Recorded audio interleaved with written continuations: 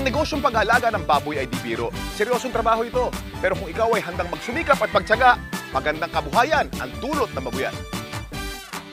Sa buong Pilipinas, sa lahat ng lalawigan, maraming taong umasensong buhay sa negosyo ng babuyan. Kagapay sa tagumpay ang Pigrolac at Univet. Malaki na itutulong ng Pigrolac Hog Feeds at Univet products sa pagpapalaki ng negosyo. Ang unang naging problema ko, nung baguan pa lang ako sa pag-aalaga ng baboy, ay ang pagkalat ng sakit. Anong sakit, pare? Naku, napakarami, iba-ibang klase. Napakabilis kumalat at makahawa sa ibang baboy ko. Baka di mo nililinis ang pigpen mo. Yun nga lagi ko silang didiligan ng tubig. Yun, pare. Kaya hindi ubra yung tubig-tubig lang ang ginagamit natin sa panlinis. Yun nga ang nalaman ko. Kailangan pala gamitan ng disinfectant para mapatay ang mga mikrobyo. Kaya dapat talaga gumamit tayo ng disinfectant para makontrol natin yung mga masasamang sakit na dumadapo sa ating babuyan.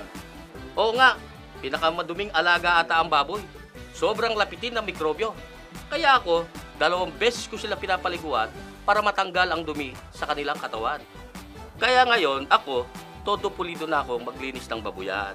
Nililinis ang pen, winawalis ang dumi nila. Tapos dilikulit gamit ang disinfectant. Sakit sa bulsa pag nagkasakit ang baboy. Baboy Kampiyon Tip. Sa paglilinis, kulang ang tubig at walis, gumamit ng Major D, the first and only 3-in-1 disinfectant, detergent, and degreaser. 99.99% effective against bacteria. Safe even in the presence of animals. Madaling gamitin dahil nasa sachet. Gumamit din ng Microban, pang-terminal disinfection. Banned ang lahat ng virus, bacteria, fungi at spores sa mga kulungan at sa paligid.